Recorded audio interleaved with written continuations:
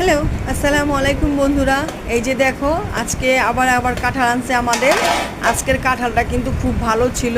একটা কোপ দিছি আর সুন্দর চামড়াগুলি, কাঁঠালের ছোকলাগুলি একদম সুন্দর টান দিছি পর চলে আসছে। আর হলো ভিতরের কোষগুলি, কোয়াগুলি অনেক অনেক মজার, মানে আমি যেটা পছন্দ করি ঠিক ওরকম এবারের কাঁঠালটা নিয়ে আসছে আপনাদের ভাইয়া।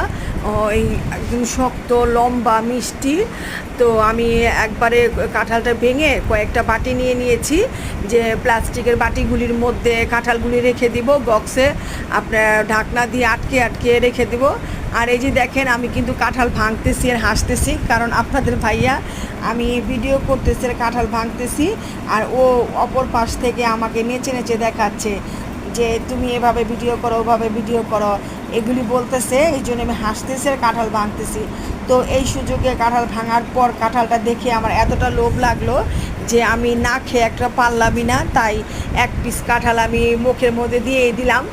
খেয়ে দেখলাম মাশাল্লাহ, আলহামদুলিল্লাহ, অনেক স্বাদ ছিল কাঁঠালটা, অনেক মিষ্টি এবং শক্ত। আমি শক্ত কাঁঠাল খুব পছন্দ করে খাই, চাবায়া খাওয়া যায় এমন কাঁঠালটা আমার খুব পছন্দ।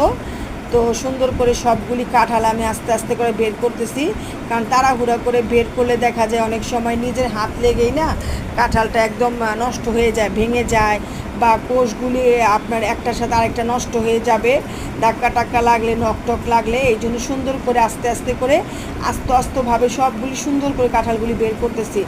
আজকে মনে করেন এবার দুটা কাঁঠালের মধ্যে এই কাঁঠালটা বেস্ট ছিল। আজকের কাঁঠালটা খুবই মজা ছিল, যেমন স্বাদ তেমন গ্রান তেমন শক্ত এবং প্রচুর মিষ্টিও। আমি কাঁঠালটা খেয়ে খুব ভালো লাগলো আমার। আপনারাও দেখেন, আপনাদেরকে দেখাবো। এই যে দেখেন, আমি অনেকগুলি বক্স নিয়েছি।